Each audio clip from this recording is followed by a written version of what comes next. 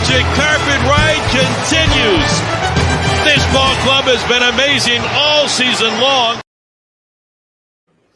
Good afternoon, everyone, and welcome to the program. It's episode number 39 of Swinging for the Fences. I can't believe we're almost at 40.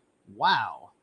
I want to thank everybody who is tuning in, and make sure you hit your subscribe button on the old YouTubes, and also hit the like button. Do that a whole bunch of times, and do what the algorithm is supposed to do. And also if you guys want to join today's show, go ahead and join the comment section, and we'll really get this thing rolling. All right. So last night, something interesting happened. A little bit of a controversy, and of course, Mariner fans are the first ones to point some of these things out. Last night, the Seattle Mariners were trailing heading into the top of the ninth inning, and we're still very much in this ball game. And this is where the controversy comes in, because Scott Servais had his two best high leverage relievers available, Andres Munoz, his closer, and also his new setup guy, Jimmy Garcia. And in a one-run game, you're supposed to give yourself a good opportunity to win a ball game. And that's not what we saw. We saw Scott Servais go back to Jonathan Hernandez on back-to-back days. And then, of course, the game was put out of reach, and the Detroit Tigers ended up winning the game. And now the Mariners have lost 3 in a row. Where to start? All right. So I preface this show by saying that the Mariners have problems, and it's not just as simple or as easy as saying it's an offensive issue.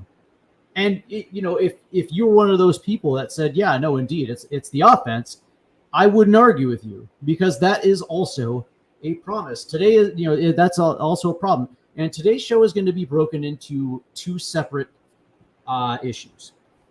One of them is going to be about our illustrious manager, Scott Servais, who has proven time and time again that he does not know how to handle high leverage situations unless it's a clear cut, where the Mariners are up by 3 and, they're going to the top of the ninth and they bring out Andres Munoz. That's a clear cut, decision of winning a ball game, because you already have the lead in hand. And of course you have Andres Munoz, end of story. But in close situations, most notably when the Mariners are down and the game is close, it's pushing the right buttons to get your team in the best possible position to potentially sneak out a walk-off. That is something that this team does not do well at all. And it almost seems like we can't get through a week without having one of these questionable calls. As a matter of fact, this happened in Boston. In a game that absolutely made no sense, and it turned into a Boston Red Sox win instead of a Seattle Mariner win. And it goes to a broader point of whether or not Scott Servais is a winner. He talks like he's a winner. He has the arrogance of a winner, and yet he doesn't have the resume to back it up. Last night in the post-game press conference, he was talking like a guy who is 10 games up in the division, and that the playoffs are a formality, and the reason why he didn't want to use Jimmy Garcia or Andres Munoz is because he was saving them for the playoffs. Bud, there's a good chance that you're not going to be making the playoffs, and that if you were, especially for a guy that doesn't have a contract for next season, he's walking around absolutely cocky, isn't he? I actually find it, what's the word I'm looking for? I find it quite arrogant that you would operate like, the playoffs are a formality, especially considering, he manages a baseball game. Certainly, what's the nice way to put it? Shitty. So if this were April and you were breaking in a new bullpen with the similar cast of characters, but you had a few new arms, and you were breaking them in to figure out who you can and can't trust. Certainly, that would be an opportunity because you still have 160 some odd more games, 150 more games left to go, and giving an opportunity to a guy like Jonathan Hernandez, who I like, by the way, that type of high leverage situation, that would be acceptable. Considering that obviously you still have the marathon left to play and you want to find out exactly how, when, and where to deploy certain members of the bullpen. That's not this. We are in a 50 some odd game sprint to the finish line. Every game matters. Every series matters. And it goes to a deeper discussion than it's just on the offense. And mind you, spots 5 through 9 last night, I believe, went 1 for 16 on the game. And so it doesn't necessarily help that you're getting absolutely nothing from mid lineup all the way down. It absolutely does not help matters at all. As a matter of fact, it puts your starting pitchers behind the 8 ball, so to speak, where it feels like they absolutely have to be perfect in order to win a ball game. And mind you, last night, I believe it was George Kirby pitched well enough to win last night. I don't think that can be disputed. He did. George Kirby went 7, gave up 3, and certainly he put the team in a good position to win. That's not in dispute. What is in dispute is what happened afterwards. And, it's funny to me how there is a sect of fans who are just, Scott Service apologists, who think this guy is good, who think this guy is capable of taking this team to a championship, and it's absolutely absurd. These are what I like to call like the glad, happy, always sunny in Seattle fans where, there's no negativity whatsoever and everything is great. All the vibes are good, blah, blah, blah, blah, blah. I hate that word, by the way. I hate the word vibes. Anyway, I just do.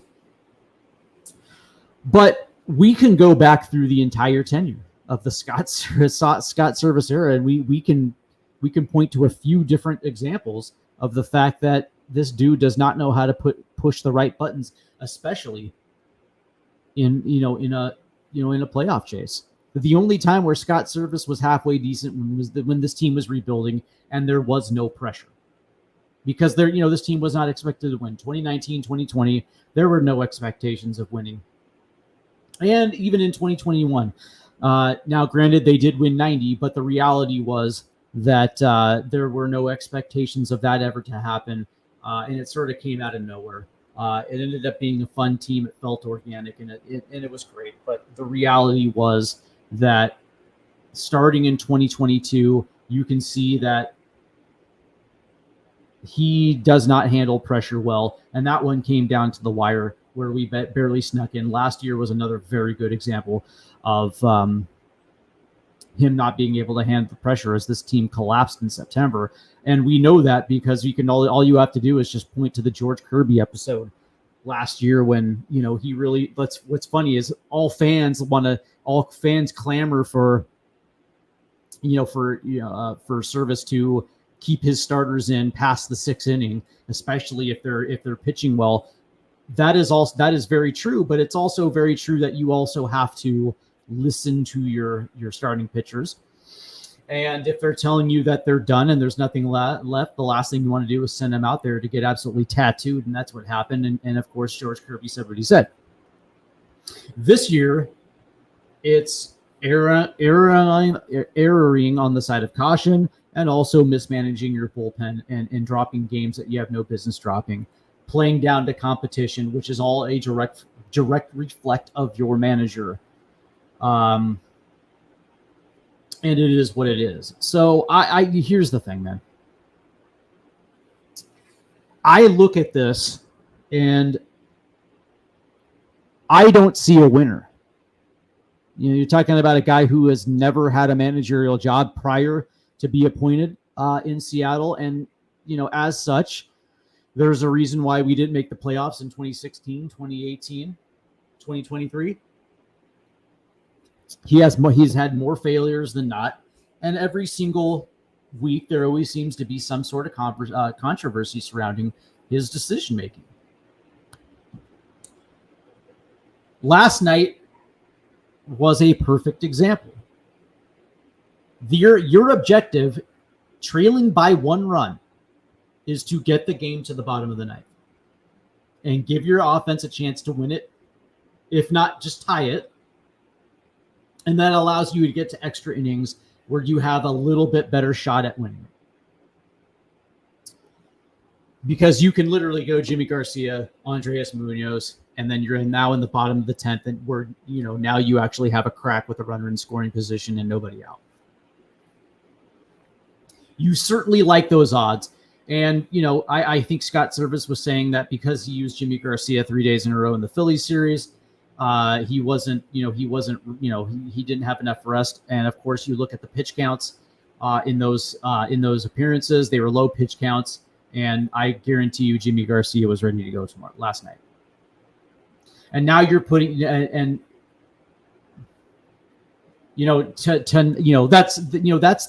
the reality. You have high leverage relievers for high leverage situations.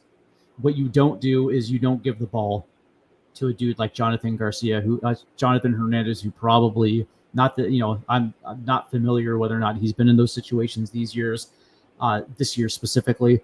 And the one thing you don't want to do is give games away. That one was on Scott. You can sit there and say, well, hey, the offense didn't score enough runs. And I would agree with you. But that being said, the game wasn't over yet. You still have 3 more outs to get 1 run. And of course, the Mariners have shown this year that they're equally capable of coming from behind and pulling out a victory when it seemed like all was lost. They have shown that ability, no doubt about it. And it boggles my mind that we have a manager who will not put his team in the best possible situations to win. Because what should have happened in the top of the ninth last night was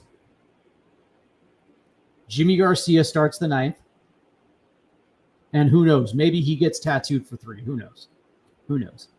And if that happens, at least you're going down with your best players. You would rather lose with your best players on the field than your AAA roster fillers. And Jimmy Garcia gets to the bottom of the ninth, and maybe the Mariners tie it. Then you have the top of the 10th with Andres Munoz. 1, 2, 3, and now the Mariners go into the bottom of the 10th with a runner in scoring position with nobody out. And that probably wins the game against what I consider one of the worst bullpens in baseball. And the way that it would work out is then you're getting to the top of the order.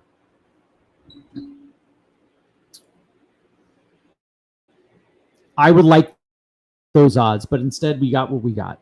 And now the Mariners have lost 3 in a row, have lost control of the division, and now are being put in a position to now go on a extended run, because that's what has to happen. We're in August now. It's August 8th. This is the month. And as we've seen in 2021, 2022, 2023, the Mariners do incredibly well in August. The schedule looks halfway decent. When I look at August, 3 against the Mets, 3 against the Tigers, 3 against the Pirates, 3 against the Dodgers in LA, although I kind of like those odds. 3 at home against San Francisco, 3 against Tampa Bay at home. And then they close out August in LA.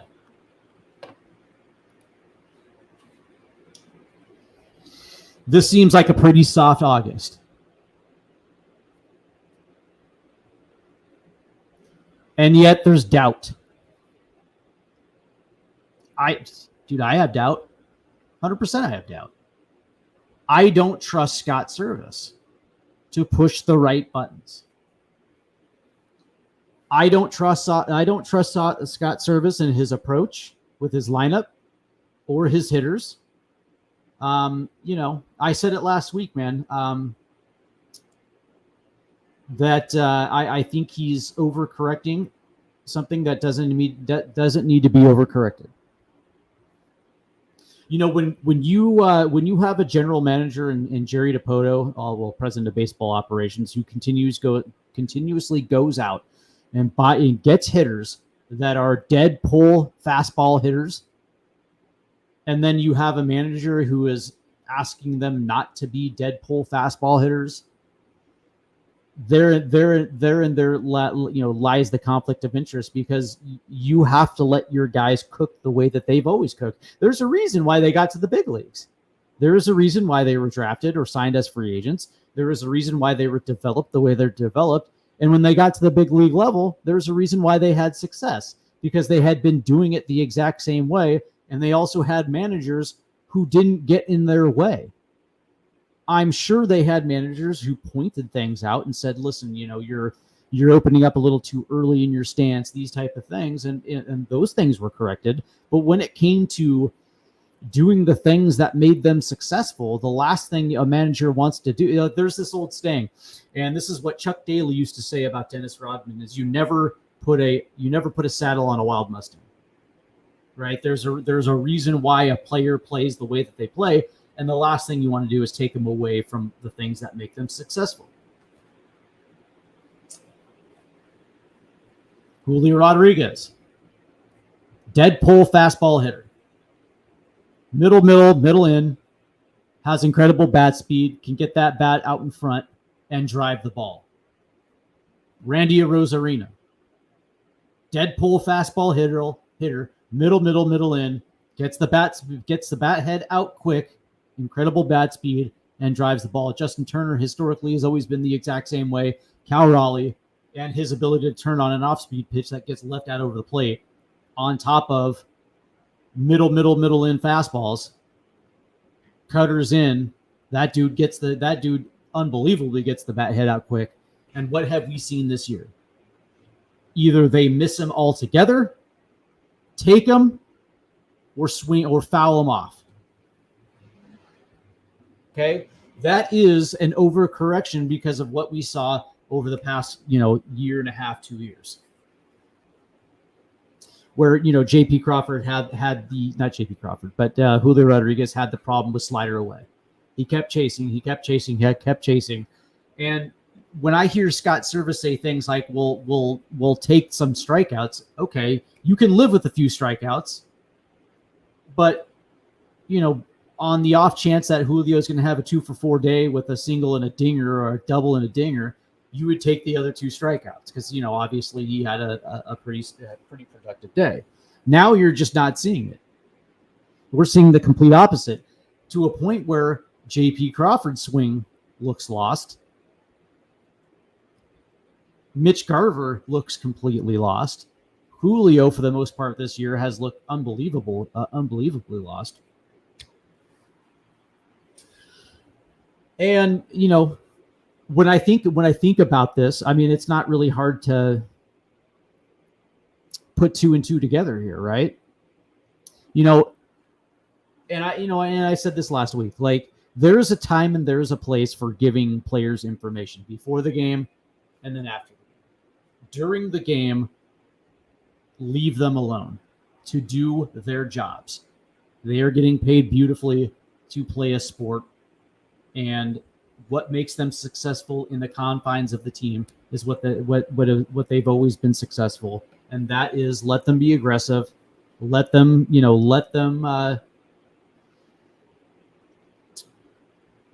damage, and then afterwards, if you notice certain trends, then you can point it out to them. But the last thing you want to do is take them away from what's always made them successful, and that is what Scott Service and his coaching staff have done.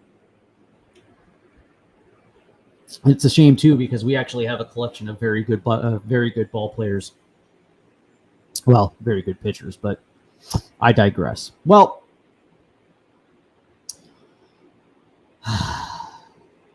and lastly, I think the body of work is there. Just like Jerry Dipoto, one playoff appearance in 9 years. The first couple of years he had a top 10 offense, and I know that fans will be like, well, the 2022 offense was a top 10 year in WRC plus, but who cares? It wasn't a top 10 offense. You could just look at it and tell that it was mediocre across the board. But mediocre was good enough with the pitching staff that we had. So you take what you can get. And I think a lot of fans would clamor for a mediocre offense at best this year. But and I say that this is it, man. Because there's a good chance, man, that this team does not make the playoffs. There's a very good chance. Now we're hoping that they go on a nice little spirited run and regain a 5-game lead in the division and put pressure on Houston to erase that again. But for the most part, this is, we're not anywhere. We haven't clinched anything, and we're not close to clinching anything. And this thing can really go sideways in a hurry. And it starts with prioritizing every single game and doing the things that you got to do. There was he didn't have to pitch Jimmy Garcia 3 straight games against the Phillies, but it was a big series and he felt like he had to do what he had to do. Especially in that third game when it was apparent. In that 6-0 loss to Philly.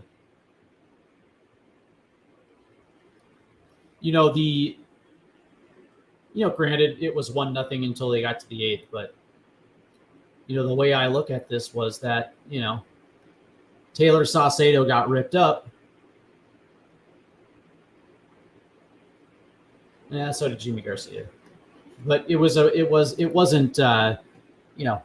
like I think he only pitched the third inning. He just got in trouble. And then Taylor Saucedo came in and made it worse. But he didn't have to pitch him in that situation, although I'm glad that he did pitch him in that situation because that's the right decision. But the reality is he didn't have to pitch him all 3 games against Philly, but he felt like he needed to. And then the Tigers come to town. He's like, oh, it's the Tigers. Oh, it's the Tigers. Yeah, but even though it's the Tigers can still beat you. And they did. Quite handedly, I might add.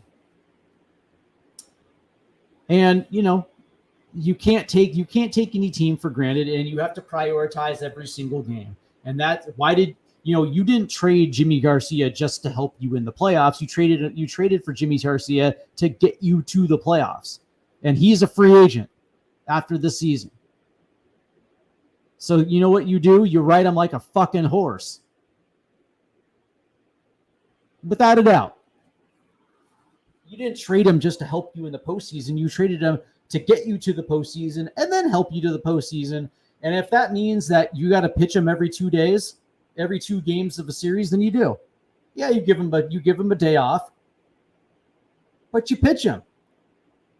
And trust me, he wants the ball. And it's the lack of awareness. It's the lack of prioritizing every single game. And this arrogance to double down on it, like, oh, it's okay. Well, we're already there. Okay. What happens if they miss the playoffs? What excuse are you going to use then? Exactly. The other. Oh, by the way, go ahead and hit your subscribe button, hit the likes, all that good stuff. Drop a comment in the chat room. Let's talk baseball. It's all good. The other thing I wanted to talk about was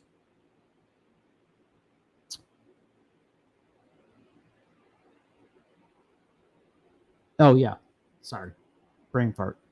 What's funny is I was talking to a friend of mine a couple days ago who was talking about batting average. And now, while I'm in that school that thinks that batting average is archaic and outdated, it's kind of a dinosaur. One of the things that it does do, though, because the mathematical equation is hits over at bats, hits divided by at bats. So if you have 3 hits and 4 at bats, it's a good day.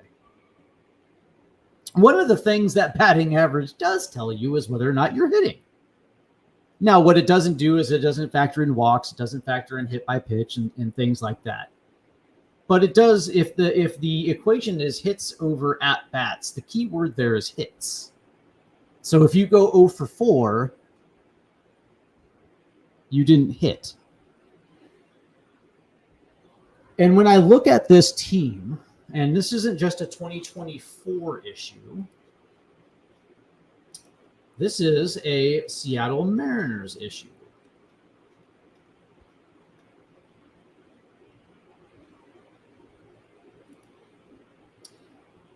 I look at the Seattle Mariners, 3 games above 500. Cal Raleigh is hitting 213. Jorge Polanco is hitting 209. JP Crawford is hitting 204. Josh Rojas is hitting 240. Luke Raley, 228. Mitch Haniger, 207. Mitch Garver, 168. Dylan Moore is hitting 205. Dom Canzone is hitting 211. Ryan Bliss is hitting 220. The only guys in this lineup that actually have a pulse, Julio Rodriguez, before he got hurt, was hitting 263. Victor Robles is hitting 333. Randy Arozarena, 297. Justin Turner, 261. What does that tell me? That we have a lot of guys who just can't hit. Oh, but Steve, they have good slugging, or they have good X slugging, or that on fastballs or change ups or whatever, their exit velocity is 103, or you know what I mean, or their hard hit rate is in the 80th percentile. It's like, yeah, when they get their pitches. And that's if they get their pitch, and if they get their pitch, do they foul it off? Do they square it up? What happens when they do get their pitches versus what happens when they don't get their pitches, or what happens when they swing through their pitches? And to me, this gets to the secondary problem. Because we have been told, spoon-fed this rebuild, that these were the players that were identified, that these were going to be the players that are going to carry the next era of Seattle Mariner baseball. And we've had a large sample size. When I see it, like, I'll take for a guy, take for example Cal Raleigh, 306 OBP, 436 slugging, 742 OPS, and you look at the 24 home runs, 69 RBIs, 12 doubles, but he only has 80 hits and 376 at-bats. So yes, in that case, when he gets his pitch, he does damage. I will give him that. But what does he do when he's not getting his pitch? Is he drawing walks? 48 walks. Kinda. But what's he doing when he's not getting his pitch? Is he hitting singles? Is he taking what a pitcher's willing to give? Not necessarily, because he's got 129 strikeouts, which, by the way, leads the club. 129 strikeouts.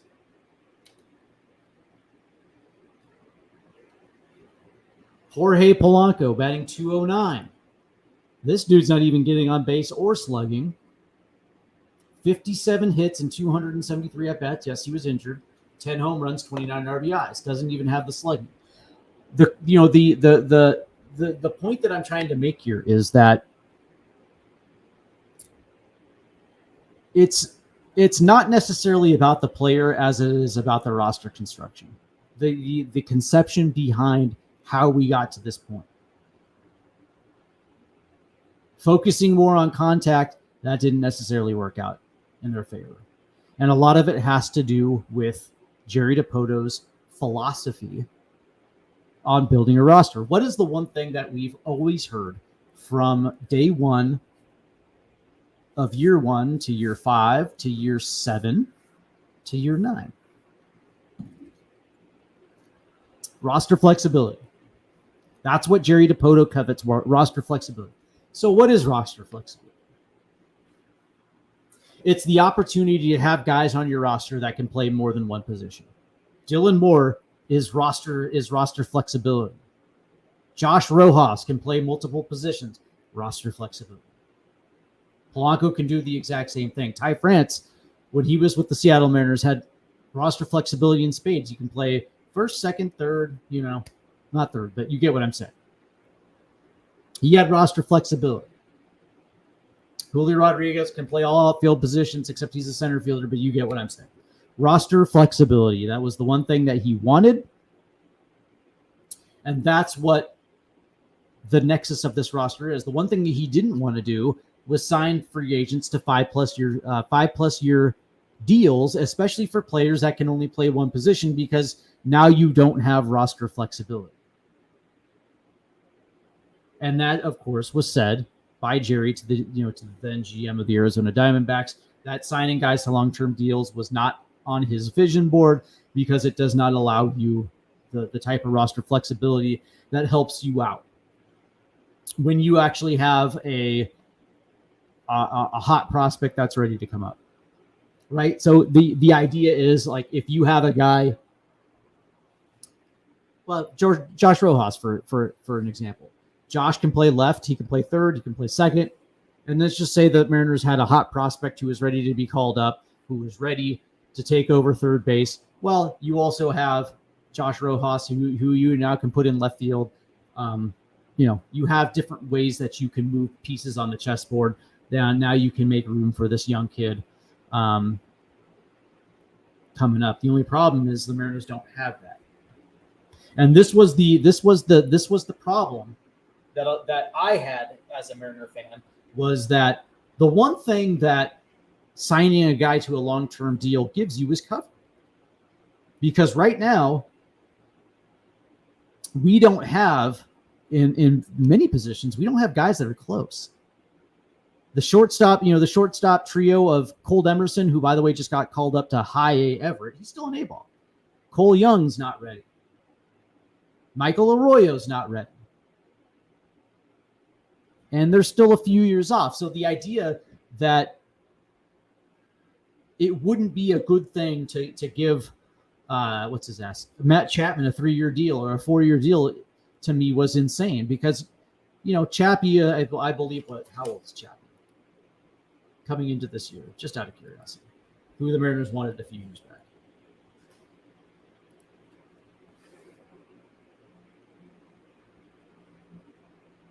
Yeah, he's 31. The idea that you didn't want to do that because whether he's old or he's not in those prime years where they actually could have had him had they not been afraid to trade their prospects to the A's. But you get what I'm saying. The idea that you didn't want to bring him in on a 3 or 4 year deal, yeah, he probably would have been 34, 35 towards the end of it. And the last thing you want to do is be saddled with a contract that's possible playing a guy who can't perform $20+ million.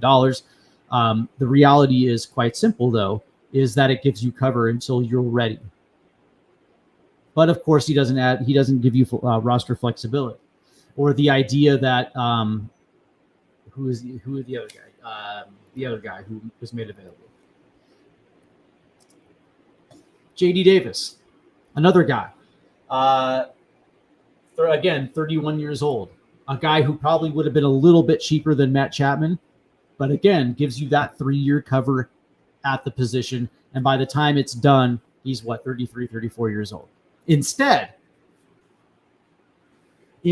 what they ended up doing was bringing in guys like Josh Rojas. And I know he's a fan favorite, but the reality is Josh, he's not an everyday player who's getting everyday at bats.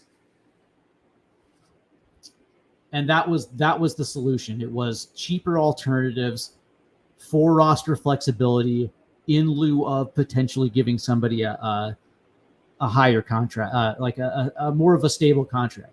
It's no secret that the only offensive, free agent that he signed in his tenure to quote unquote big money was Mitch Garver on his 2-year, $24 million deal that pays him $12 million a season. And now Mitch Garver, and oh, by the way, Mitch is 33 going on 34. And it's a cheaper alternative to what was available. Imagine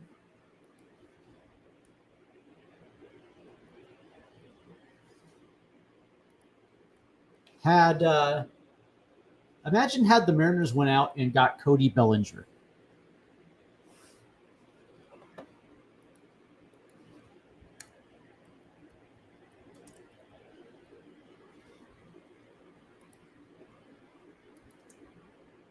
Who, by the way, signed a 3-year, $80 million deal, which gives him about 26.6 in guaranteed money. $26 million on a 3-year deal.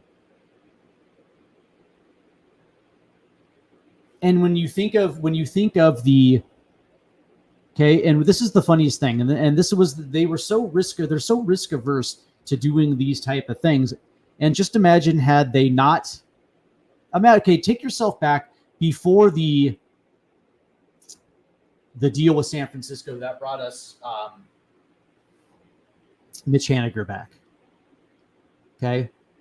And imagine had the Mariners just signed him. Mind you, roster flexibility. On top of the fact that you're getting a guy who this year, coming off a very good year in Chicago, slugged .525 with an 881 OPS plus. This year he's hitting .273, .329, slugging .442, .750 OPS, 11 home runs, 43 RBIs, 94 hits, and 344 at bats. Okay, and so he starts in right field. You traded for Luke Raley. He's playing left field. Julio's in center. Cody Bellinger's in right. And yeah, okay, so they signed what's his bucket as a DH. Okay, whatever. But then if you have your internal problems, like as they saw in first base, well, here's the reality, man. He also plays first base. You have two guys that play outfield and first base. It's the what are you getting for your 26.6? Well, you're getting a guy who's going to hit, and you're going to get a guy who's tailor-made for T-Mobile Park with his left-handed bat, pull hitter, and he plays multiple positions. It's the fundamental philosophy on which they build this roster. They routinely bring in guys who are close to being washed because they are cheaper alternatives. That was the reality about the Mitch Haniger trade. At first, I was happy because Mitch came back, but the reality is where's the flexibility in Mitch Haniger? Right field DH? And especially because we had Zebby Zavala as the backup catcher, all of a sudden, you didn't have much flexibility with Mitch Garver. DH. Okay. So what happens when your $15 million albatross doesn't hit? You know what I mean? Like, you don't really have much flexibility there. And it was just because it's cheaper to go that route than to actually do something uncomfortable, which is spending money. Mind you, let me ask you a question real quick. Right now, who would you rather have in your rotation right now?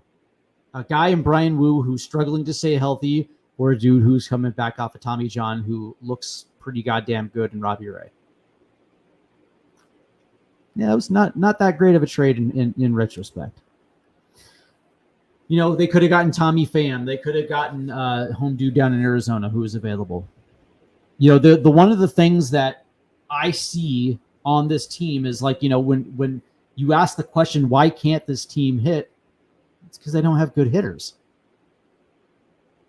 It's it's one thing to say that you have power hitters. Okay, you guys have guys that hit for power. Okay, great. But when they're not hitting for power, what are they doing? What are they doing the other 75% of the time? Like, the weird thing is like on the top end, a guy is going to hit like 310. Let's just say that. Okay. Because this thing is a multiple of 1,000, right? So you have, a guy who's hitting, or a multiple of 500, and you have a guy who's hitting 310, let's just say on the top end. So, that's really what it is. It's like 30% of the time he's hitting, which is actually good on the top end. Yeah, you're hitting 300. All right. The rest of the 70%, yeah, he's getting out. But that's par for the course. But in that 30%, he's hitting. He's getting on base. And when I look at this lineup, and you just see 200, like low 200 hitters scattered everywhere. Guys who are like right above the Mendoza line, which tells me that not only is it a stride, like it's not only are they not hitting, but they're not hitting for a good bulk of the time, right? So it gets back to why isn't Jerry DiPoto focusing on guys that actually can hit? I would rather take 6 guys who are hitting 260, 270. You know what I mean? And getting on base than what we're looking at right now. There's a reason why people are saying, like, I'd rather have a mediocre offense, because with a mediocre offense, you have a chance to hit. This, on the other hand, is wild, man. And, and it gets back to what I've been saying now for, basically since the end of last year, with all the expectations that they themselves set. The Mariners set World Series as an expectation in 2023. And if you remember their hype video with the whiteboard that says World Series 2023, that was on them. Those were self-imposed expectations that they failed to meet. Because they had a GM who pulled the plug at the deadline and sold, waved the white flag. This year he couldn't do it. He had to. His job is on the line. But the reality is quite simple, that we are now a race. We are a race to the finish line. Every game matters, and if this team fails, that's it. I'm already done with Scott Service, and I'm already done with Jerry DiPoto, but unfortunately, they're not going to dump him. The only way that they would dump him is if this team cratered. And that still easily could happen. But the reality is, last year was a hiccup, so we gave him 2024.